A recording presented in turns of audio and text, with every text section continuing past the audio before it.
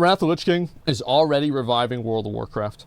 Most likely, there's a lot of you who are currently on the fence about whether or not to give Wrath of the Lich King a try. Maybe you're skeptical as to whether or not there's really an interest in this expansion. Are people even going to come back and give it another chance? Well, I actually thought that less people were that did. I'm actually surprised. It caught me by surprise how many people are coming back to play Wrath of the Lich King. today, we're going to talk about just that for those of you guys that are on the fence. We're going to talk about the current state of the Wrath of the Lich King pre-patch, what it's like to play the game right now, what it's like to level to 70, what the culture of World of Warcraft is like, and a whole lot more to help you with that decision. Right after we thank today's sponsor. Are you somebody that has an Amazon Prime account, or you just love World of Warcraft? Yeah. Because if so, this message is for you. Oreos. Did you know that right now, Prime Gaming, which all Amazon Prime members have access to, is giving away a free World of Warcraft in-game item drop for this month to celebrate the release of Wrath of the Lich King and the upcoming expansion, Dragonflight. Well, what because is if it? not, you gotta head over to Prime Gaming's website right now, link your Battle.net account, and get for yourself a free Crown of Eternal Winter. Just head over to your local Transmog NPC once you've acquired it, and bam! You are looking swag, and you are ready to climb a frigid mountain in Northrend or on the Dragon Isles. Well, I love that this helmet. Is a limited time offer, though, so take advantage of it now by clicking the link in the description and signing up for Amazon Prime if you are not a member. But again, be quick. This offer for the Crown of Eternal Winter ends soon, but more World of Warcraft in-game drops will be coming down the road, so stay tuned. That's good. If you were to log into World of Warcraft right now on the Wrath of the Lich King servers, I think you would be pleasantly surprised at just how many people are playing the game right now. Now, I know that the stereotype about WoW is that it's dead and it's buried, but one quick look at Stormwind or Ocarus would tell you otherwise. Also, to keep in mind, one thing that you, like, to compare, like, TBC and Wrath, is that TBC released with way more servers than Wrath is releasing with. Because in the life cycle of TBC, a lot of servers died, and they actually got repopulated onto, like, a handful of bigger servers. There are people all over the damn place, to the point that people are complaining about queue times on some servers. There is certainly a giant interest in this expansion, and it is no surprise as to why if you think about it. For those that don't know, Wrath of the Lich King was WoW's zenith, its magnum opus expansion, which is where the game peaked in terms of its player population and popularity in greater gaming culture. Now, needless to say, people who played it in the past want to experience it again, and those who did not play Wrath, they want to see what the hype was all about, just like with classic WoW. Was this expansion really as good as people remember it being? Or was it overrated? And is it all just nostalgia? Regardless of what you think about those questions, it's obvious that a lot of people are very curious and are checking out the game. Oh yeah, I played Wrath of the Lich King like every fucking day. Like non-fucking stop, I was playing Wrath of the Lich King. Stormwind's trade district is a buzz with people buying and selling items, mostly people exploiting new Death Knight players, to be fair, who they want the best gear possible to level as fast as possible to 70 before Wrath of the Lich King comes out. I mean, come on. Alchemists are selling potions, blacksmiths are hard at work at the forges making armor, jewel crafters are pumping out gems, enchanters are enchanting gear, you name it. Everybody is busy and at work, and it feels very, dare I say, immersive. When you see people... It always feels good to log on to the game whenever it's popping. It feels good. It's like everybody's playing the game. This is where it's happening. Like you are in the right place at this point in time. At the forges and in the shops, gathering reagents and so on. It makes you feel like something big is about to happen. And that is something that you are going to love about the Wrath of the Lich King pre-patch right now if you were to start being a part of the machine. But of course, you got to get yourself to level 70 as well, just like I had to do. So let's talk about what it is like to go through the leveling experience in the pre-patch. Just do dungeons.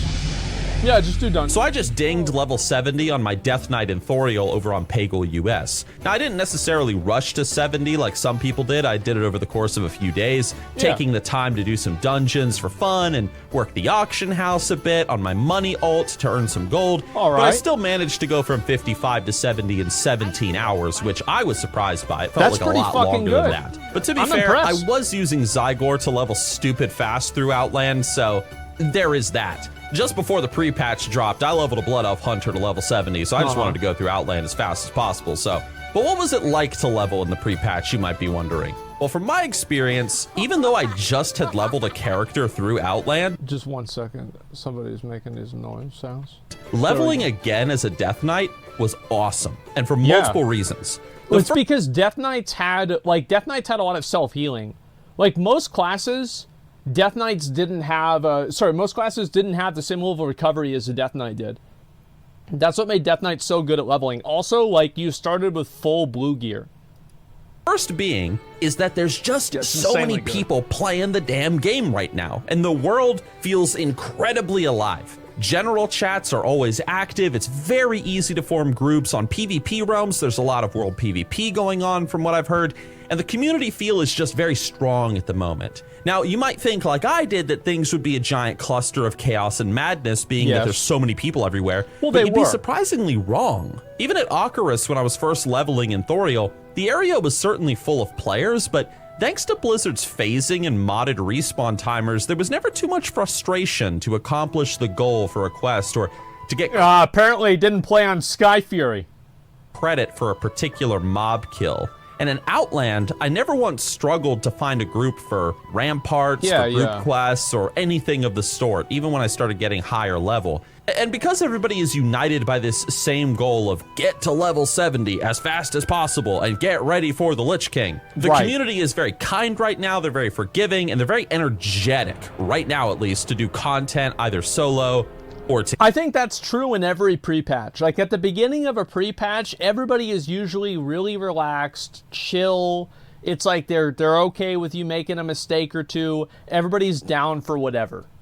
Together. It's pretty nice. I also have to address a small elephant in the room. What's that? And it's this. If you're somebody that didn't play Wrath of the Lich King all those years ago, you are not aware of just how ridiculously overpowered and overplayed Death Knights were back in that expansion. When Wrath first came out, Death Knights were so overpowered that healers were completely unnecessary for early dungeons in Outland. Not sure about later dungeons, though. I mean, someone can tell me that in the comment section. The thing is that Death Knights can self-heal like crazy, so back in the day, they could just heal themselves to full health with ease repeatedly. There was no need for a healer. And even if you wanted a healer in your group, you ain't gonna find one. And why? Because back then, everyone was playing a Death Knight.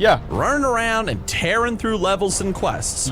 And as you can imagine, and this is the elephant, this exact same thing has happened again with the pre-patch. Once you get to Outland, get ready to see a flood of death.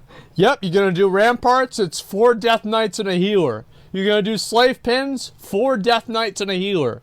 Fucking Sethicals, 3 Death Knights, a tank, and a healer.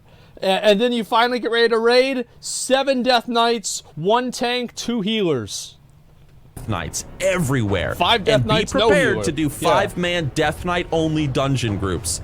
And I'm not even complaining. And I doubt you will too.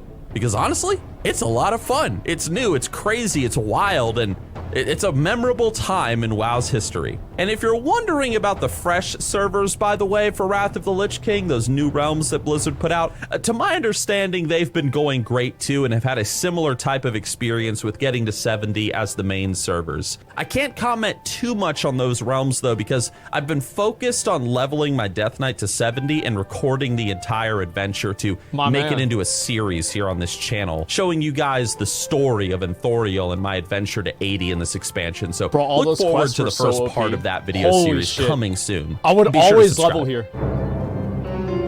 The current Warcraft culture. World of Warcraft is in a state unlike anything it's been in before. Like in previous videos, I have talked about how the game is currently it's on a knife edge in terms of player loyalty. There's a lot of people, sure, who really want to re-experience Wrath of the Lich King as well as give Dragonflight a good chance, a good and proper try. But many people who are playing WoW, they seem to be almost waiting or looking for one more stupid thing from Blizzard to finally quit the game for good and move. Well, that's because they've been trained to that. They've been like, wow, this is great. And then Blizzard's like, but wait, there's more. And they're like, oh no. So everybody's like bracing themselves like, okay, so are you gonna have like a level 80 boost? Is the Black Proto Drake gonna be on like the Blizzard store? Like, what? Just waiting. They're just waiting for it, right? And so I think it's gonna take quite a while for Blizzard to make good decisions in order for people to not feel that way. On. And that said, it's been critically important, therefore, for Blizzard to really focus on listening to player feedback and trying their best to make the classic experience, as well as the modern game experience, to be fair, as good as it can be. And from what we've seen so far, Blizzard is doing just that. Blizzard has been active in their communication with the players in terms of things like their intended changes to Wrath of the Lich King going forward. I agree with More about that with a future video. They've done their best to make the Wrath pre-patch launch as smooth as possible. The Dragonflight beta has been received very well so far based on what we've heard and seen. I think that you can say this, if you guys have been keeping up with Dragonflight, there has been more developer and player interaction inside of Dragonflight than there has been in every expansion combined up to Legion. Like, there has been way more fucking interaction. By far. And it's like, again, people can, didn't we say it with every expansion? I understand that you want to justify being perpetually negative. But no, we didn't. No, actually, we didn't. This is actually not true. This entire premise that everybody always gets excited about the expansion, then it comes out and it's bad, is like not true.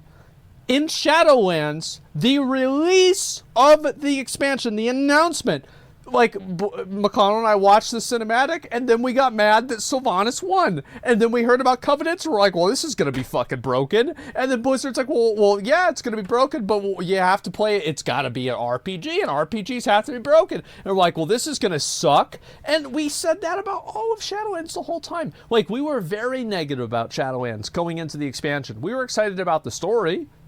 Big mistake there. We were excited about other stuff, but overall, yeah, we were very negative about it. Same with Legion. We were extremely negative about the Legion legendaries. We said those were awful. Even in the beta and the alpha. Like, Preach made the first video negative about Legion legendaries. And I remember I watched it, I'm like, oh, well, they're going to be deterministic, Preach, it'll be okay. And then Blizzard fucking changed it, and Preach was right. And then BFA, everybody was preemptively negative about Azerite armor. It is a factual statement to say that Dragonflight is not shipping with any massive feature that is missing some developmental, obvious solution that is being withheld for a future patch. This is a factual statement. You see what I'm saying? That's only for now. Of course it's only for now. And whenever it's not, then we'll talk about it. Yeah. Of course. Like, that's how it works. It's like, I've said this before, right? I made a tweet about this. I said the people that are always negative are no better than the people that are always positive. Because both positions are not based in a reaction to reality. They're both based in, hey, I'm like, this is my opinion, and I'm going to shape what I see around that opinion. Yeah, they're both based on something that is not real. They're based on a presupposition or some sort of bias. I enjoy it. And overall, the company seems to be doing things all right. There's not much to complain about, really, unless I've missed something in the detail. I mean, I didn't. I mean, it's right on the screen. That's what we missed. The soar thing. We should just have dragon riding everywhere in the game. There's no reason why dragon riding shouldn't be in the game. I don't want to wait for it to come out later on in a patch. I just think that the day that Dragonflight comes out, you should be able to use dragon riding all over the world, and also give Drakthir the ability to fly faster because it's fun. That's it. It's literally that simple. Well, why? Because it's fun. That's why. That's the whole reason. It's a video game. It's more fun to go fast. Yep, that's it. My gatekeep. Yeah, why gatekeep a major expansion feature? Remember back in Shadowlands, whenever you were originally, I don't know if you guys remember this, you were originally not going to be allowed to use your Shadowlands abilities outside of the Shadowlands. Like, so like if you were in Durotar, you couldn't use Condemn. You had to go back to using Execute. It was so stupid. So I don't know why they're dragging their feet on this. I hope they're improving it. I'll have to make another post about it if they don't. The recent news that you guys can point out in the comments section, because I don't check things every single day. There's been no scandals with the company, to my understanding. No community issues, not recently anyway. Nothing. Apparently, he recorded this video a few weeks ago. You know, whenever the before the banning thing, like there has been, like the banning thing was a massive L for Blizzard. Like it was a massive L. And it's important to call out the L's, and I think it's just as important to call out the W's. Because the way I look at it is that Blizzard has done a lot to communicate with the community. And I'm trying to meet them halfway with that. It's like, you did a good job with a lot of the Wrath of the Lich King changes. The bans and everything, and like people getting suspended, that's not good. But, you know, let's focus on what's good and what's bad. They seem to be trying. So people are just having fun, and they're just enjoying the game right now, and you can really feel that in the culture and in the communication between the players. Yeah. Now, you do still find people debating topics in Hellfire General, like how woke Blizzard has become over the years, or whether or not Dragonflight is going to be WoW's last expansion, last good expansion. And of course, you can find your occasional level 58 Death Knight in the trade chat talking about how WoW is dead and Final Fantasy is so much better and blah, blah, blah. But WoW's... Well, that's good, though. You can... If a game is a good game, people will be fighting about politics in trade chat. Like, I actually think that that is evidence of a good game that is immersive. Community has always had a toxic side to it, and we've had years of enjoyment poking fun at it, so it's nothing new. Trade chat has its political debates. Ocarus has Death Knights talking about how their class is not powerful enough and has been nerfed. It's not that Hellfire good. General is a giant mess of bad jokes, and we've even seen the return of Thunder Fury and anal spam. It's fantastic. Overall, the game is in a very great spot. Yes, there are Death Knights all over the place. Yes, the recent... So back in Wrath of the Lich King, or no, this is fucking, it was Burning Crusade or Wrath of the Lich King. So I made one of the anal jokes in trade chat, and I got reported, and a GM messaged me. And everybody else was doing like anal with like some other random thing. I just put anal Mark of Kil'jaeden. And I linked it. It was just like completely random because I thought it was funny because it was random. Because I'm random. I was super random and cool, right? And so the GM messages me. He's like, we suspended your account. And you can't talk. And I was like, why? He's like, because of the thing that you said about anal. And I said, is anal a bad word? He says, well, no, it's not a bad word. But if you add it with something else, it becomes bad. I'm like, well, what do you think anal Marks of Kil'jaeden means? I don't know. I'm like, it's a non sequitur. There's no sexual connotation with that at all. It doesn't even make sense. And I actually won the argument with the GM, and they fucking reversed my shit. I was like fucking 16, or I think it was like 17 at the time. I felt so fucking good about that. You guys have no idea. I felt like just like the most fucking brilliant mastermind of all time. Yeah. Foiled again, Blizzard. I gotcha. influx of people has brought, of course, some toxic players to the game. But overall, if you log into Azeroth today, right now, you will find people hard at work crafting and preparing for Wrath of the Lich King, doing tons of dungeons, and just having a good time. I think the only struggle, the only thing that people are really having trouble with at the moment is just getting to 70 as fast as possible before Wrath officially drops. Which is why if you are one of those people who needs help to level fast, you need to watch this video right here, right now that I made that goes over 10 tips from me to level faster and like a pro in World of Warcraft. I'll give you 2 tips right now. Number 1, buy gold. Number 2, pay a mage to carry you. That's it. The other 8 don't matter. That's it. Problem solved. That's how you play the game, duh. Yeah, it's literally just that simple. I mean, damn. Yeah, it's like, I mean, shit. That's really all there is to it. Yeah, you just buy the character, or go on eBay, buy an account. Like, what's everybody doing making it so hard? Number 3, buy a boost from WoW. Yeah, exactly. They fixed mage boosting. I thought that was only they fixed it in Season of Mastery. That was my understanding. Either way, I'm glad to see this. I'm glad to see Nixxiom back making videos again. It feels just like the good old days, man. I'm very happy to see that. You really can't boost from a mage anymore? Yeah, the game sucks. Okay, yeah, so you have to... Okay, so Blizzard, big surprise. Okay, so Blizzard got rid of mage boosting, and now they're selling their own boosts. Wow, look at that. What a surprise.